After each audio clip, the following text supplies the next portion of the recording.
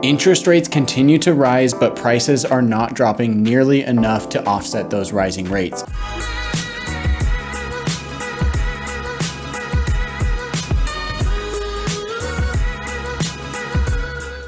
What's going on, you guys? My name is Cody Steck. Welcome back to the channel and welcome back to another video. If this is your first time here, I want to welcome you. I talk about everything you need to know about Salt Lake City and Utah real estate. And if you're a returning subscriber, thank you for watching my videos. Thanks for coming back.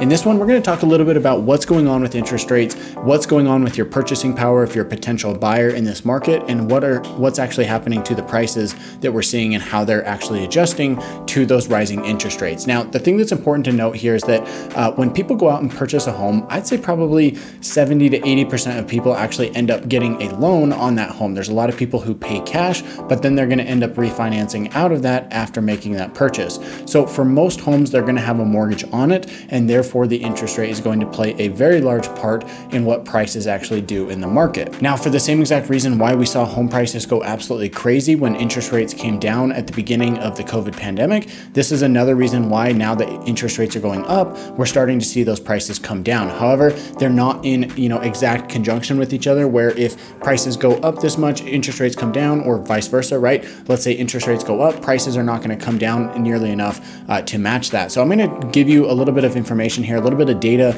on what's going on with rates and how this is actually being affected and what's happening in the market right now. So I was looking at some numbers, and this is for an investment property, which technically has a little bit higher of an interest rate than a mortgage would if it was your own home. So I was looking at some rates here, and I want to show the difference in the buying power that you have based on what you're trying to afford, right? So I was looking at interest rates for investment properties just like a month and a half ago, and they were sitting at roughly 6%. It was just a hair over 6%. Now they're sitting at roughly 7.75% for the same property. If you're looking at an owner occupied home, you're probably a little bit lower than that. You're probably going to be somewhere like in that low 6% range. Still very high number, but just for the purpose of this example here, I'm just sharing some numbers that I've already looked at. So with a $500,000 loan at 6.125%, you had a monthly payment of just over $3,000. It was $3,038 per month for the principal and interest on that loan. However, today's pricing at $500,000 loan at 7.75% interest rate,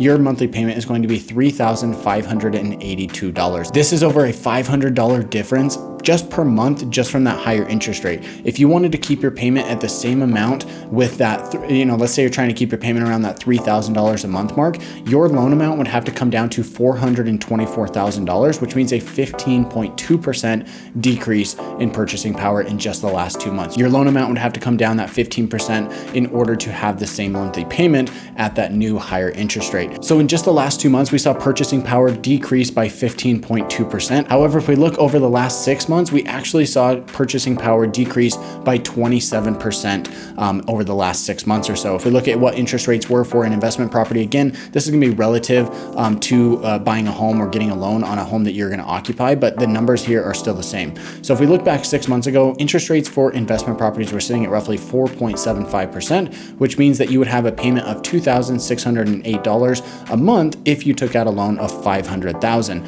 However, at today's interest rate of 7.75%, your loan payment is going to be about the same right there, but your loan amount is only going to be $365,000. That means that your loan amount, in order to maintain that same payment, would have to be $135,000 less than what it was just 6 months ago in order to keep that same payment. What does all this mean, right? Let's say that you're a buyer in this market and you're thinking, hey, I want to get into a home, I want to buy something. Well, honestly, that means that you're probably going to have to purchase something that's a little bit cheaper than you might have been looking at in the past, or if you're not going to do that, you're going to end up paying more for that home, right? There's always going to be people out there who say, okay, I can afford, $2,000 a month or $3,000 or $5,000 a month, and that will kind of determine what they're going to pay. However, with where prices are going, we're not seeing those prices come down and nearly enough to offset the rise in interest rates. Right now, prices have only come down about 8 to 9% across Salt Lake City, depending on what area and home type you're looking at. So prices have come down about 9% from all-time highs. However, we really need them to come down about 20 27% in order to offset the decreased purchasing power that, you know, a lot of people are facing now because of those increased interest rates.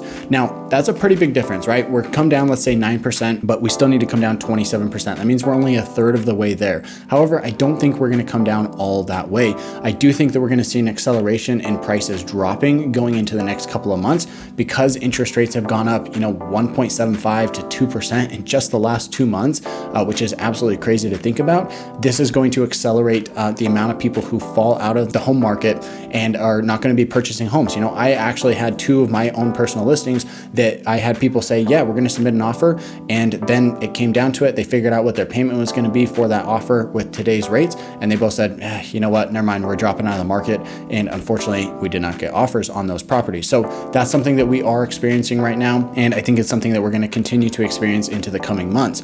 Because interest rates are going up, we're now seeing that prices are going to have to come down even further to match that. I do think there's at least another 5 to 10% for interest rates, for prices to come down going into the future. And I think that's going to happen pretty rapidly, probably over the next couple of months. I think that there's going to be a lot of sellers who are on the market that are thinking, hey, I really need to sell this home. They're motivated. They're going to take an offer that's significantly lower than what they're asking, even if there are comparable sales out there to support their asking price. Now, in addition to that, there's a couple other things that I want to mention. But before we do that, if you're thinking about making a move here, or you want to buy or sell a home here along the Wasatch Front, or even anywhere in Utah for that matter, reach out to me. My information will be here on the screen and in the description box below, where you can schedule a call with me directly and chat about the type of home and lifestyle that you're looking for, or possibly selling your home if that's what you're looking to do. There's a lot of changes out there. And one thing that I always kind of pride myself on is I'm going to just tell it to you straight, right? You might be in a position where you're thinking, hey, I might want to buy a home. And I might tell you, now's probably not the best time, right? Maybe your situation just doesn't line up to have it make sense at this point. This is something that we'll talk about. Maybe it makes sense to sell. Maybe it doesn't. Maybe you should hold on to the property and rent it since rents are going up. I'll give you my honest opinion and honest advice when it comes to this. So make sure to reach out to me. I love when you guys reach out, and I cannot wait to hear from you about your own individual situation. So what I want to talk about, again, just to kind of wrap up this video and kind of bring it full circle here. So far for the month of September, sales are going to finish the month of September at roughly 3,000 for the entire month. Now, this is pretty low. This is as low as we usually see in the month of January, which is the slowest month here in northern Utah. In January, we're seeing sales from about 2,800 to maybe 3,100, depending on the year and the data that you look at. So for the month of September, it's extremely rare to see sales this low. Ideally, we'd be looking at sales somewhere in like the 4,000 to low 4,000 range for this time of year, but we're just not seeing that. So sales are down about 20 to 25%. Largely because of these increased interest rates. There's just a lot of people who want to purchase,